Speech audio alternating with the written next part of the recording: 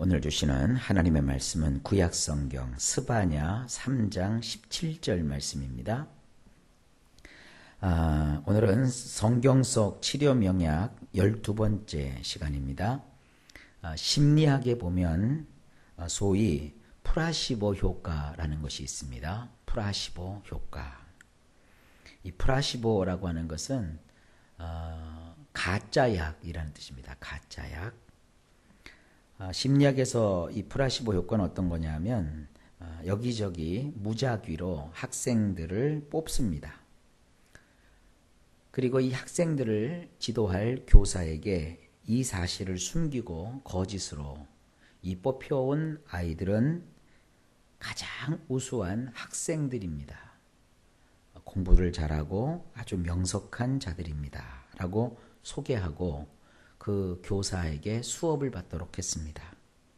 그런데 얼마가 지난 다음 그 학생들을 평가해 보니까 그들의 실제 실력보다 훨씬 더 높은 성적을 학생들이 받게 되었습니다. 그러니까 만약에 선생님이 그 아이들이 여기저기에서 그냥 무작위로 뽑아온 별일 없는 시시한 학생들이라 그러면 그렇게 열정적으로 가르치질 않았을 거예요.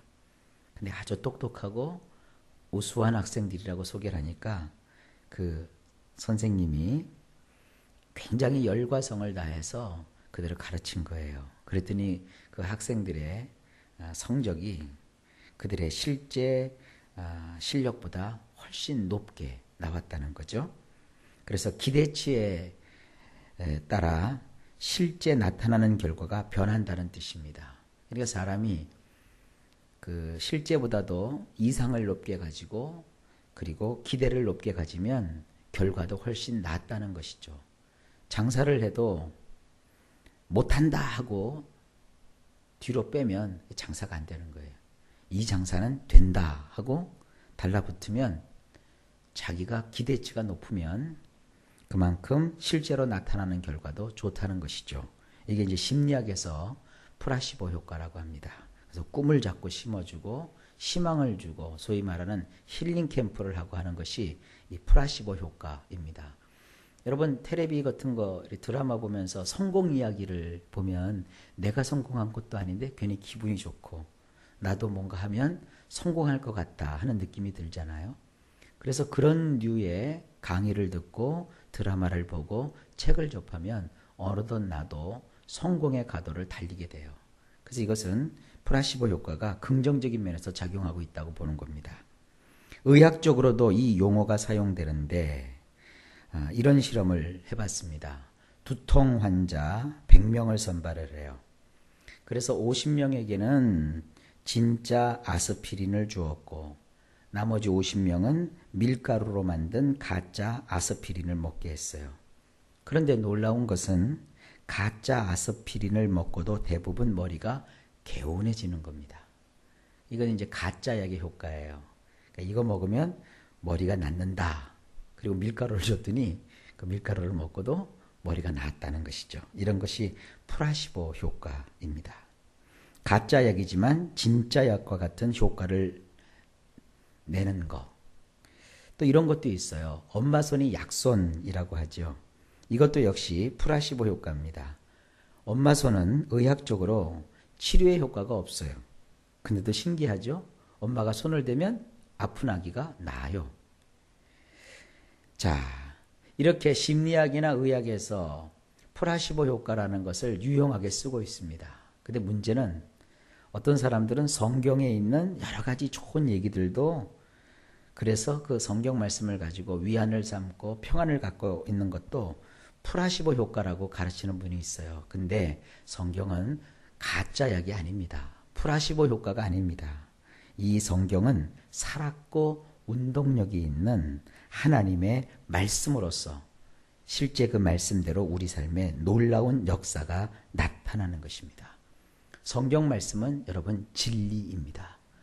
예수 그리스도를 믿지 않고 성경의 내용을 확신하지 않는 자가 성경 구절을 플라시보 효과처럼 야 이런 건 참 좋은 거다라고 인용을 해봤자 아무런 효험이 없어요. 믿음을 갖고 예수 그리스도를 믿는 그 사람에게 이 진리의 말씀은 효과를 발휘하게 되는 겁니다. 여러분, 성경 말씀은 허위가 아니라 진실이고 진리입니다. 만일 이 말씀이 진리가 아닌 거짓이라면 큰 낭패를 겪을 겁니다. 오래전에 해외 토픽란에 잉글랜드의 한 청년이 거짓을 참으로 믿는 바람에 벌어진 사건이 기사로 실렸던 적이 있습니다. 이 청년은 여자친구와 함께 고대 피라미드와 스핑크스를 보기 위해서 이집트를 방문했습니다. 이 청년은 소위 말하는 염력에 심취되어 있었어요. 그래서 그 이집트에 가서 피라미드와 스핑크스 앞에서 굉장한 영적인 힘을, 염력을 그가 얻었다는 거예요. 그래서 자기는 이제 높은 곳에서 떨어져도 결코 죽지 않는다는 확신을 가졌어요. 그런 다음에 고층 건물에 올라가서 거기서 투신을 했어요. 어떻게 됐을까요? 그는 살지 못했어요. 죽었어요. 거짓을 제 아무리 성실하게 믿어봤자 사람에게 남는 것은 온통 상처뿐입니다. 여러분, 절대 하나님께서는 우리에게 헛되고 거짓된 것을 얘기하면서 아닌 것을 자꾸 그렇다고 그러고 그런 것을 아니라고 하시는 분이 아닙니다. 하나님은 우리에게 명확하게 이런 진리를 말씀하고 계십니다. 오늘 본문 스바냐 3장 17절에 너희 하나님 여호와가 너희 가운데 계시니 그는 구원을 베푸실 전능자시라. 그가 너로 말미암아 기쁨을 이기지 못하시며 너를 잠잠히 사랑하시며 너로 말미암아 즐거이 부르며 기뻐하시리라 하리라. 자, 이 말씀은 5가지의 내용을 우리에게 소개해 주고 있습니다. 자, 원문을 근거로 해서 이 말씀을 다시 한번 여러분들에게 말씀드리겠습니다. 첫 번째, 하나님은 우리의 내면에 계세요. 하나님은 여기 있다 저기 있다 그런 분이 아닙니다. 하나님은 우리의 속에 계세요. 두 번째, 그 하나님은 누구냐? 우리 성경에는 구원을 베푸실 전능자라고 번역이 되어 있는데 여기서 나오는 이 구원은 승리를 가져다 주다라는 뜻이에요. 그래서 하나님은, 내 속에 계신 하나님은 나에게 승리를 가져다 주시는 용사예요. 전쟁에 능한 군인이라는 뜻이에요. 그러니 하나님을 내 속 중심에 모시고 사는 사람은 세상과의 전쟁에서, 질병과의 싸움에서 절대로 질 수가 없어요. 내 의지력으로는 이길 수 없지만 내 안에 계신 누가? 이 승리를 가져다 주시는 용사이신 하나님이 나로 이기게 하시고 승리케 하시는 거예요. 세 번째로 여기 보면 그가 너로 말미암아 기쁨을 이기지 못하시며 그랬어요. 이것을 원문으로 풀어보면 이렇습니다. 나를 놓고 기뻐서 펄쩍펄쩍 뛰시는 분이에요. 하나님이 여러분들을 기뻐하세요. 얼만큼 기뻐하시느냐? 펄쩍펄쩍 뛸 만큼 기뻐하세요. 이걸 믿으세요. 네 번째, 너를 잠잠히 사랑하시며 그랬어요. 이 잠잠히 사랑하다라는 것은요, 굉장히 시적으로 표현한 것 같은데 원문으로 보면 이렇게 되어 있습니다. 사랑 가운데 쟁기질을 해주시는 분. 사랑하는 마음으로 나를 위해서 혹은 일해 주시는 분이란 뜻이에요. 여러분, 쟁기질은 언제 하나요? 땅을 새롭게 이렇게 씨를 뿌리기 위해서, 파종하기 위해서 갈아엎을 때 쟁기질을 하는 거예요. 그래서 이것은 어떤 뜻이냐? 잠잠히 사랑한다라는 이 말뜻은 나를 새롭게 해주시는 분이라는 뜻이에요. 우리 마음을 우리 주님께서 기경해 주시는 거예요. 다 이렇게 갈아엎어서 딱딱한 것을 부드럽게 만들어 주시는 분이십니다. 자, 보세요. 이런 실험을 어떤 분이 했어요. 흙이 있습니다.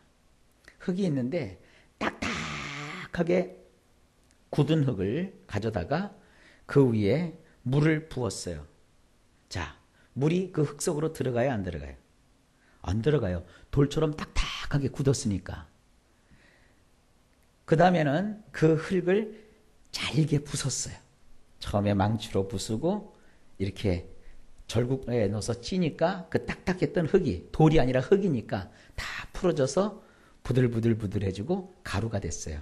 자, 이번에 거기다가 물을 부었어요. 물이 흙 속으로 들어갈까요? 안 들어갈까요? 들어가요. 우리 마음이 돌처럼 딱딱하게 굳으면 하나님이 주시는 은혜와 축복을 흡수할 수가 없어요. 우리 마음을 다 잘게 부숴야 돼요.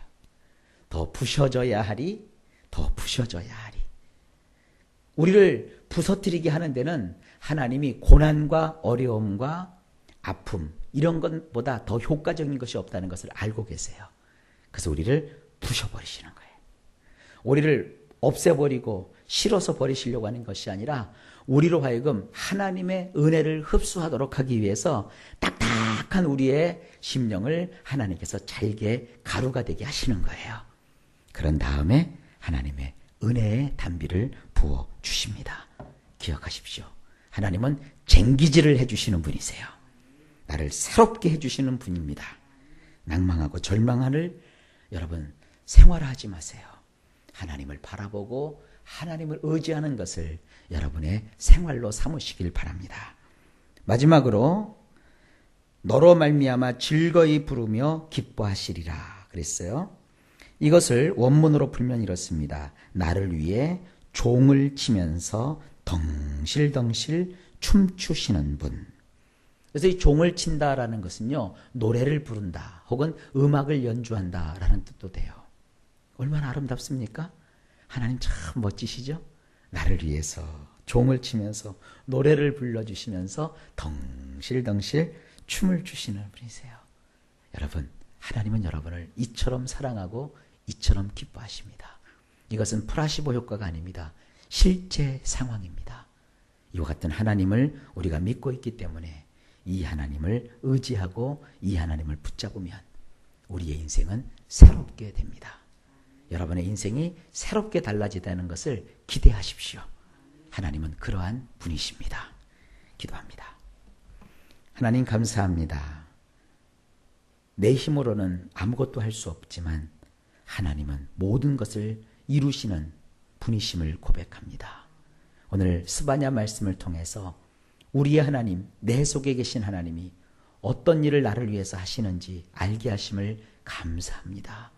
주여, 우리를 붙잡으셔서 우리 속을 쟁기질 하심으로 새롭게 되게 하시고 이제 놀라운 일들을 이루어 주시옵소서. 감사와 기쁨과 감격 속에 이 하나님을 환영하여 모셔드리고 하나님의 뜻대로 삶을 살아가는 우리 모두가 되도록 역사하여 주옵소서. 우리 구주 예수님의 이름으로 간절히 기도하옵나이다. 아멘.